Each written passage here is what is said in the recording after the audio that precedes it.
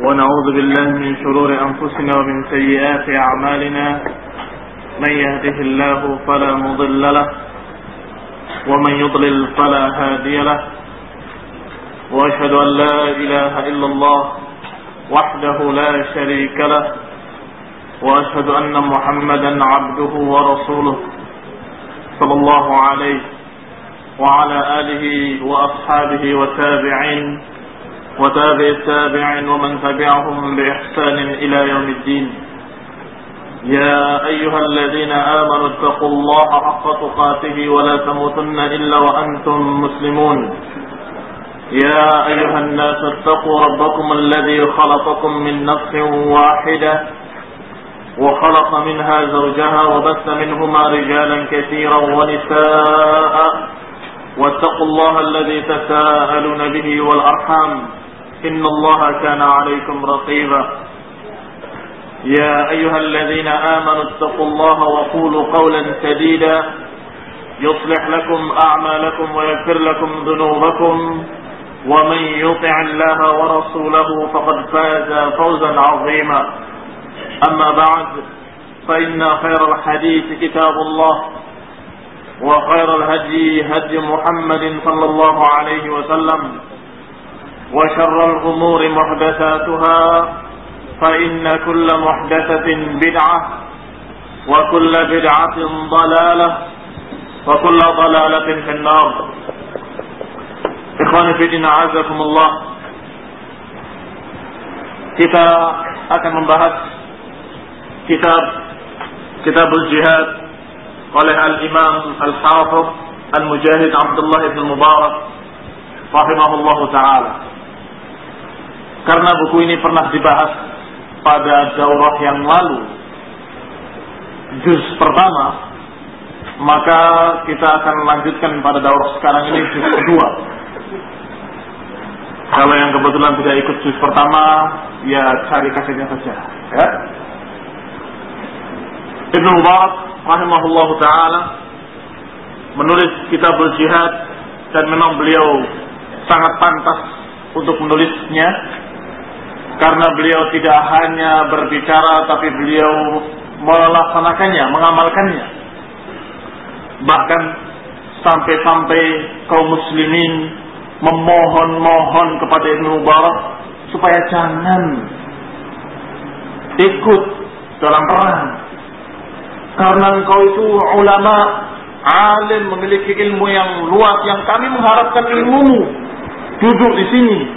Tapi tetap beliau setiap perang dalam keadaan paling depan dan ditutup mukanya, sehingga tidak ada yang tahu kalau itu adalah Ibn Mubarak. Dan mereka semua memuji, ini orang semangat dan hebat sekali berperangnya. Ketika selesai mereka cari tahu siapa itu orang, ternyata Ibn Mubarak. Maka mereka mengatakan, ya Syekh, tolong nanti nggak usah ikut. Ini ikhwan fillah azakumullah, beliau menulis buku ini dalam keadaan sudah beramal, ya. Ikhwan fillah azakumullah, Kitabul Jihad al-Juz Tsani, juz yang kedua ini banyak memberikan contoh-contoh salaf. Adapun hukumnya dan ketentuan dalil-dalil tentang keutamaan jihad telah banyak dan disinggung dalam juz pertama. Dan kita insyaallah sudah banyak mengetahui, karena sudah sering daurah diadakan dalam masalah jihad ini, keutamaan jihad, wajibnya berjihad dan seluruhnya. Sehingga yang butuh atau yang perlu ditambahkan kepada kita Salafiyin Ahlussunnah wal Jamaah, ditambahkan di samping dalil-dalil dan hujjah-hujjah, ditambahkan bahwa kalian memiliki salaf yang sangat terkenal jihadnya. Kalian memiliki pendahulu yang sangat menonjol dalam masalah perang. Ikhwan fillah azakumullah, kata Salafi atau Ahlussunnah wal Jamaah bermakna bahwa kita adalah orang-orang yang ingin mengikuti jejak salaf, ingin mengikuti jejak para salafus saleh, jejak mereka para pendahulu pertama dari kalangan sahabat, tabi'in dan tabi'in.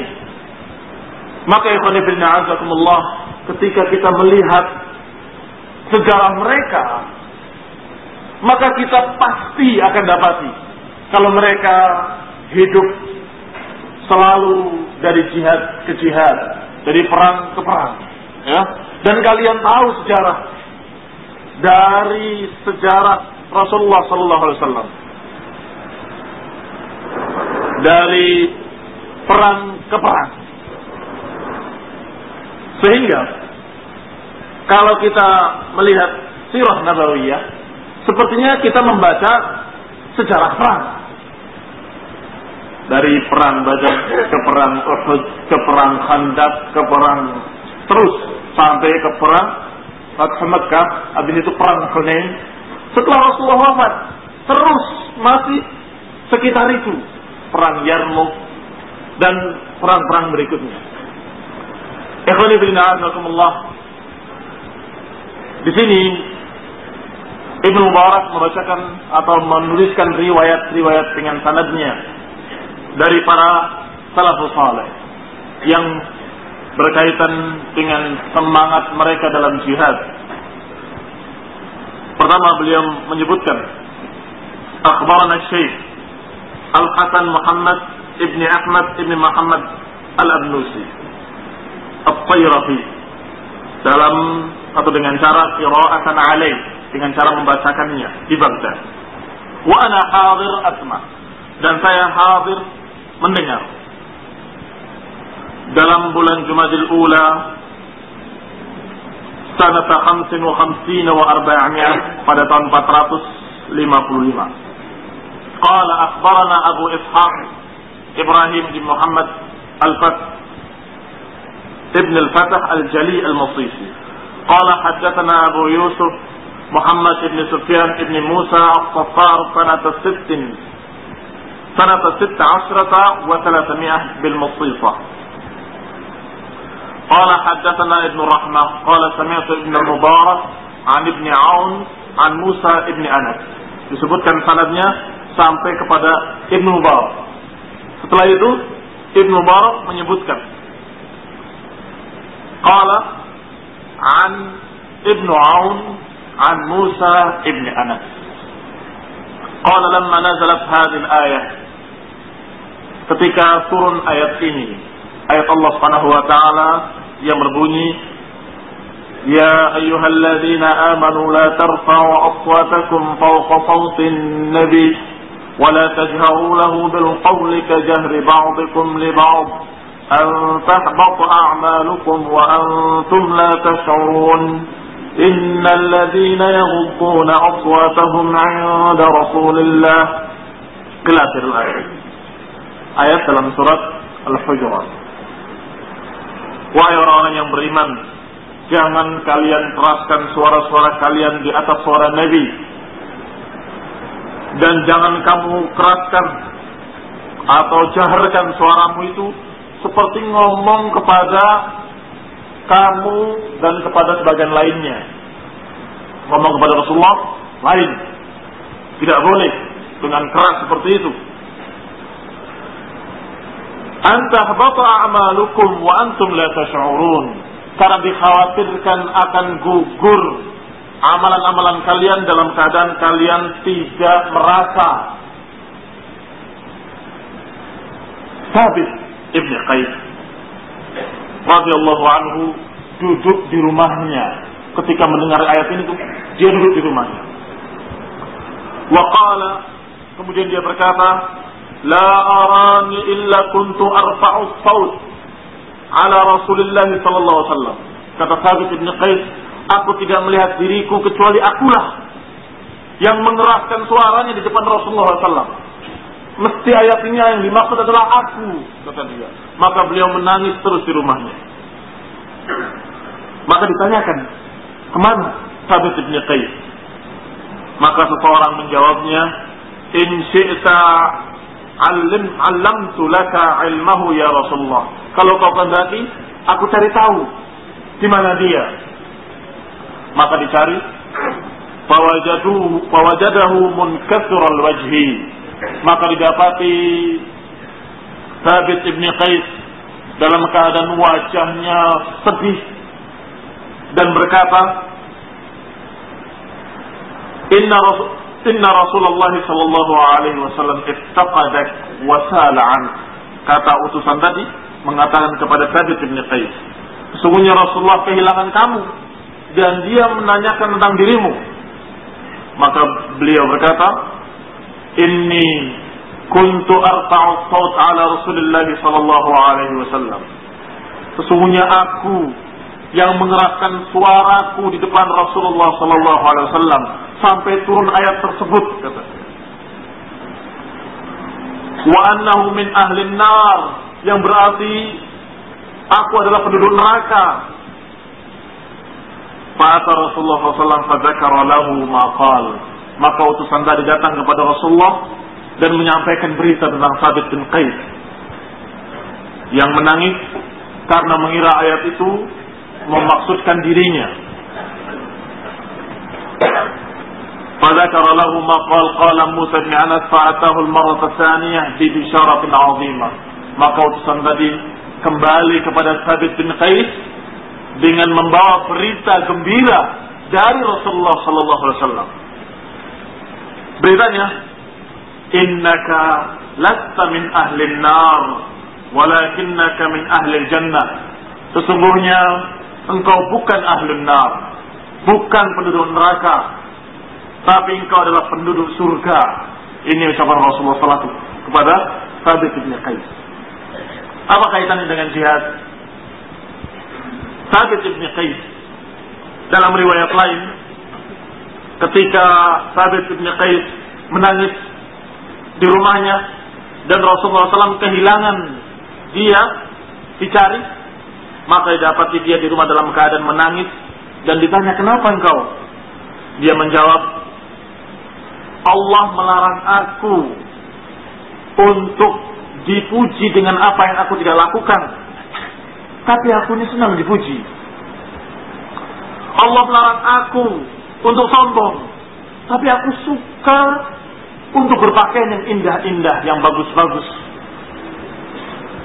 Dan Allah melarang untuk mengeraskan suara di hadapan Rasulullah, sedangkan aku adalah orang yang paling keras suaranya. Demikian kata Thabit bin Qais. Maka ketika Rasulullah mendengarkan keadaan beliau, Rasulullah sallallahu alaihi wasallam bersabda, "Ya Aba Thabit, ala tarda an ta'isha hamida wa tuqtal shahida wa yudkhiluka Allahu al-jannah." Wahai Thabit, atau wahai Abu Thabit, kunyahnya Abu Thabit, maukah atau ridakah engkau kalau engkau hidup dalam keadaan terpuji, mati dalam keadaan terbunuh syahid, dan Allah masukkan kamu ke dalam surga? Maka Thabit bin Qais mengatakan, bala ya Rasulullah, tentu ya Rasulullah. Maka doa Rasulullah SAW dikabulkan oleh Allah Subhanahu wa taala. Hidup Thabit bin Qais dalam keadaan terpuji dan mati dalam keadaan syahid radhiyallahu taala anhu wa arda. Beliau terbunuh syahid ketika perang melawan Musailamah al-Kadzdzab, nabi palsu yang kemudian diperangi di zaman Abu Bakar Siddiq radhiyallahu anhu, dan kemudian beliau terbunuh syahid. Ini ikhwani fillah azakumullah, Thabit bin Qais. Sehingga ketika kita melihat riwayat Thabit bin Qais yang dia ketakutan karena dosa-dosanya, atau khawatir kalau yang termaksud dalam ayat itu adalah dirinya, kalau yang termaksud di dalam surat Al-Hujurat itu adalah dirinya yang mengeraskan suaranya, sedih dia. Tapi ketika Rasulullah mendoakan dia sebagai syahid, maka dia gembira. Kemudian yang kedua kita dapatkan dalam riwayat ini bahwasanya doa Rasulullah SAW, dan ini doa baik, ya, doa baik, hidup dalam keadaan terpuji, hidup dalam keadaan mulia, dan mati dalam keadaan syahid. Ikhwani fillah azakumullah, mati pasti datang. Itu tidak mungkin bisa kita hindari. Idza jaa ajaluha la yastakhiruna sa'atan wa la yastaqdimun. Kalau sudah datang ajalnya, tidak akan bisa dimajukan sedikit pun dan tidak pula bisa dimundurkan. Berarti apa yang harus kita doakan? Apa yang harus kita minta kepada Allah Subhanahu wa taala? Meminta tidak mati-mati? Kayak Yahudi yang menginginkan hidup alfa sanah, pengen hidup 1000 tahun lagi, kayak Khairil Anwar. Mau begitu? Tidak mungkin. Hidup terus nggak mungkin, pasti mati. Berarti kalau pasti mati, kita minta mati yang baik. Mati yang paling baik adalah mati syahid. Sehingga Rasulullah mendoakan doa yang paling baik untuk hidup dan paling baik untuk mati. Anta Isha hamida wa tuqtal syahida. Kamu hidup dalam keadaan mulia dan kamu mati dalam keadaan syahid. Bahkan di sini lafaznya jelas sekali, tuqtal, terbunuh dalam keadaan syahid. Pagi kita kehilangan saudara kita, meninggal tadi pagi. Rahimahullah. Inna lillahi wa inna ilaihi raji'un. Ini membuktikan tidak perang pun bisa mati. Ya. Sehingga tidak perlu dihindari mati itu. Tapi dipilih. Ketika ajal datang itu, kita dalam keadaan seperti apa?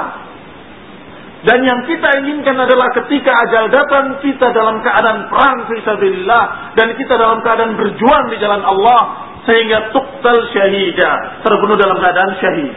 Ini doanya Rasulullah SAW untuk Thabit ibn Qais, yang dia orang yang beriman, yang selalu merasa dirinya salah, merasa takut kepada Allah Subhanahu wa taala. Riwayat yang berikutnya tentang masalah syahid. Qala Ar-Rawi akhbarana Ibrahim qala haddatsana Muhammad qala haddatsana Sa'id ibn Rahmah qala sami'tu ibn al-Mubarak an Abd al-Rahman ibn Yazid ibn Jabir qala akhbarani Abd al-Hamid ibn Abd al-Rahman ibn Zaid ibn al-Khattab an Muqsim Maula ibn Abbas. Jadi Ibn Mubarak meriwayatkan dari Abdurrahman ibn Yazid ibn Jabir, dia menyampaikan dari Abdul Hamid ibn Abdurrahman ibn Zaid ibn al-Khattab dari Muqsim Maula ibn Abbas. Maula itu bekas budaknya Ibn Abbas. Dia berkata, bainama ana jalisun fi Baitul Maqdis, ketika aku duduk di Baitul Maqdis, wa ma'iya rajulun id aqbala ilayna rajul faqala lahu sahibi. Kami duduk di Baitul Maqdis, sahabi, tapi duduknya di Baitul Maqdis. Kalau tidak karena perintah Allah untuk berjihad, nggak nyampe ke sana. Ketika duduk, datang seseorang, orang ketiga berarti. Kemudian disambut oleh temanku, marhaban bi Abi Ishaq. Malamma jalas, ketika dia duduk, aku tanya kepada temanku, man hadza? Siapa orang yang kamu sambut tadi? Qala hadza Ka'bul Ahbar. Ini adalah Ka'bul Ahbar, seorang yang Muslim tapi dia dari bekas pendeta Yahudi, sehingga mengetahui berbagai macam riwayat-riwayat. Faqala haddatsna rahimakallah, berikan kepada kami berita-berita ilmu, semoga Allah merahmatimu. Maka Ka'bul Ahbar menyampaikan riwayat. Kata beliau, yantahil ismu ila an yushrika al-'abdu billahi 'azza wa jalla wa yankih ummah. Kata beliau, dosa itu mencapai puncaknya adalah ketika seorang hamba mensekutukan Allah dan menzinai ibunya sendiri. Jadi kejelekan itu bertingkat-tingkat, yang paling jelek, paling dosa. Yang paling puncaknya adalah menyekutukan Allah dan menzinai ibunya sendiri. Sebaliknya, wa yantahil bir, dan berakhir kebaikan itu mencapai puncaknya, an yuhra damul abdi fillahi azza wa jal. Berakhir kebaikan itu sampai kepada tertumpahnya darah fillahi azza wa jal, dalam rangka membela agama Allah azza wa jal. Jadi kalau kebaikan, kejelekan yang paling jeleknya adalah syirik, yang paling baik atau amalan kebaikan tentunya setelah dasarnya tauhid ya. Kebaikan yang paling baik adalah tertumpahnya darah dalam perang fi sabilillah. Kemudian Ka'bul Ahbar melanjutkan beritanya. Kata beliau, wasyuhada'u salasah. Dan orang-orang yang mati syahid, terbunuh dalam jihad, ada 3 golongan. Pertama, rajulun kharaja min baitihi yuhibbu syahadah wa yuhibbu raj'ah. Seseorang yang keluar dari rumahnya untuk berangkat berjihad, berperang. Yuhibbu syahadah wa yuhibbu raj'ah. Dia ingin syahid, tapi ingin pulang. Ingin syahid, tapi masih ada yang ingin pulang juga. Ini keadaan demikian. Tapi dia tetap menjalankan perintah Allah dan berangkat berjihad dan ingin syahid. Cuma fitrah manusia kadang-kadang ingin kembali dalam keadaan selamat, masih pengen ini, masih pengen itu. Ini keadaan orang yang pertama. Fayuhdillahu azza wa jallahu sahmun ghurb, dan Allah memberikan hadiah kepadanya. Disebutkan yuhdi, hadiah. Allah berikan hadiah kepadanya panah asing. Sahmu ghurbin ini panah yang datanya tidak tahu dari mana, tahu-tahu datang pada dirinya. Dan ini biasanya emang orang yang tidak berperang di depan sekali, tapi tahu-tahu ada peluru yang nyasar kepadanya, atau ada panah yang nyasar kepadanya. Diistilahkan dengan sahmu ghurb. Disebutkan di sini sahmu ghurb huwa sahmu alladzi la ya'lam ramihi. Panah yang tidak tahu siapa yang melemparnya, tahu-tahu sampai kepada dirinya. Ini kasih sayang Allah kepada hambanya. Ya, kasih sayang Allah kepada hambanya, seorang mujahid fisabilillah, yang kalau dia itu melihat akan dibunuh, mungkin akan berubah dia niatnya, mungkin akan lari bahkan bisa jadi kalau dia itu agak lemah imannya, karena masih ada yuhibbur raj'ah, yuhibbus syahadah wa yuhibbur raj'ah. Dia pingin syahid, tapi masih ada pingin pulang juga. Ini kalau langsung di tahun depannya bisa jadi akan berubah dia pikiran. Tapi subhanallah, Allah kasih sahmu ghurbin. Dia sedang berjalan, tahu-tahu terbunuh mati dengan panah yang tidak tahu siapa yang melemparnya. Ini kata Ka'bul Ahbar, awwalu qatratin min damihi yaghfirullahu tabaraka wa ta'ala. Darah pertama yang menetes dari badannya menghapuskan dosa-dosanya. Allah ampuni dosa-dosanya, seluruh kesalahan-kesalahan.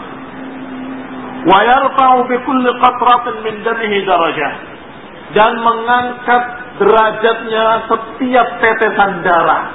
Tetes tambah, tetes lagi tambah lagi, naik derajatnya terus begitu. Hatta tanfi akhir qatratin min damih, sampai akhir tetesan darah yang keluar dari badannya. Ini yang pertama. Yang kedua, wa rajulun kharaja min baitihi yuhibbu syahadah wa yuhibbu raj'ah.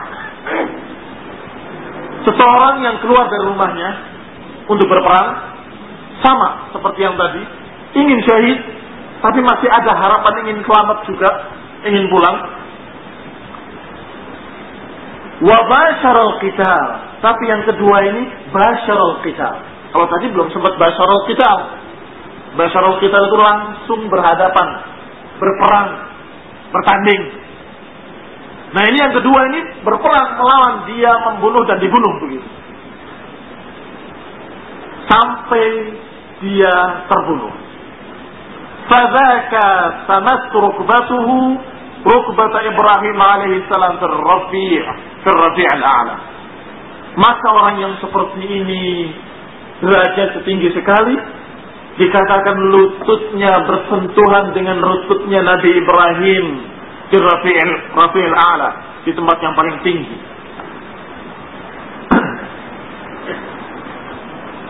Karena sudah terbukti istiqomahnya, sudah melihat maut di depannya, berperang langsung, ya, basyarul qital, sampai terbunuh.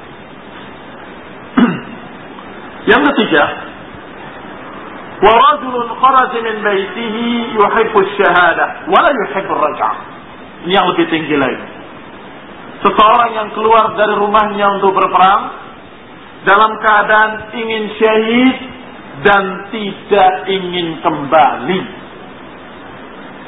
Sudah betul-betul berangkat tekad bulat ingin syahid. PBM, ya? Tapi yang asli. Atau istilah kita apa? PSM, iya. Apa PSM? Singkatannya? Tim? Ya, tim siap mati. PSM. Sehingga dia berangkat dalam keadaan betul-betul seluruhnya untuk Allah dan dia sampai mati perangnya. Yang diistilahkan dalam bahasa Arab mustamitan, sampai matinya dia. Ini lebih tinggi lagi derajatnya. Kalau yang kedua saja tadi sampai bersentuhan lututnya dengan Nabi Ibrahim alaihissalam, maka yang ketiga dikatakan fadzaka kamalikin syahiran sayfahu fil jannah. Dia seperti raja dalam keadaan menghunuskan pedangnya di surga. Yatabawwa minha haitsu yasha. Dia pergi ke sana kemari sekehendaknya di surga, kemanapun sesuka dia. Ma sa'ala a'ti wa liman syafa'a syufi'. Dia minta apapun akan diberi dan memberikan pembelaan pada siapapun akan Allah berikan pembelaan, memberikan syafaat kepada keluarganya, kepada sanak familinya. Kepada siapa dia memberikan syafaat, Allah akan berikan syafaat kepadanya. Ini istimewanya orang yang berperang dalam keadaan ingin mati dan tidak ingin pulang, tidak ingin kembali. Qala akhbarana Ibrahim, qala akhbarana Muhammad, qala akhbarana Sa'id, qala sami'tu ibn al-Mubarak an Thabit ibn Ammarah an Abi Bakar ibn Iyad an Yusuf. An Yusuf ibn Abi Maryam an Juwairiyah ibn Qudamah annahum talaqa huwa wa Ka'b hatta dakhala ala hibr min al-ahbar. Faqala lahu Ka'b. Diriwayatkan oleh Ibnu Mubarak sampai kepada Juwairiyah ibn Qudamah bahwa dia berjalan bersama Ka'b Ahbar yang tadi. Dia masuk kepada salah seorang hibr min al-ahbar, pendeta atau bekas pendeta. Faqala lahu Ka'b, maka berkata Ka'b kepadanya, "Ma kunta mufshiyan min haditsika fafshuhu ila hada." Apa yang mau kamu beritakan, silakan sampaikan kepada ini, pada orang ini. Faqala ila kiswatin fil baiti, maka dia mengambil catatan satu kiswah, satu lembaran kain di rumahnya. Kemudian dia ambil catatan, dibuka kurrasanya, catatannya. Fiha salah satu astur, di dalamnya ada 3 baris tulisan. Baris pertama berbunyi, Rajulun ghaza fi sabilillahi azza wa jal, la yuridu an yaqtul wa la yuqtal. Seorang berangkat berperang di jalan Allah, tapi nggak ingin membunuh, nggak ingin dibunuh. Dibunuh dia nggak berani, membunuh pun dia nggak tega. Tapi berangkat berperang karena perintah, maka dia berangkat dalam keadaan seperti itu. Fa'asabahu sahmu, maka dia terkena panah. Ya seperti yang tadi, panah panah yang tiba-tiba. Dia memilih atau dia memang dipilih untuk bidang-bidang yang tidak yang diperkirakan aman begitu. Misalnya dia milih yang kesehatan, atau memang ditunjuk kamu sana kesehatan. Tapi kalau takdirnya kejadian 14 Januari membuktikan bahwasanya tidak mesti yang di belakang itu tidak mati, tidak mesti. Namanya syahid, Allah pilih orang-orang yang memang dipilih oleh Allah, yang mulia.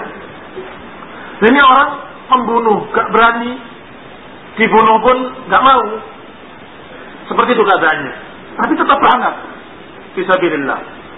Ternyata terkena panah. Fa'awalu qatratin minhu kaffaratun likulli dzanbin adnaba. Maka tetesan pertama merupakan penghapusan dosa dari seluruh dosa-dosa yang dia punyai. Walahu bikulli qatratin darajat fil jannah. Dan tetesan berikutnya mengangkat derajat dia terus di dalam surga. Itu baris pertama. Wa idza satr tsani, dan baris kedua, rajulun ghaza yuridu an yaqtul wa la yuqtal. Seorang berperang ingin membunuh musuh, ingin betul, tapi enggak ingin terbunuh. Gimana caranya? Membunuh tapi selamat.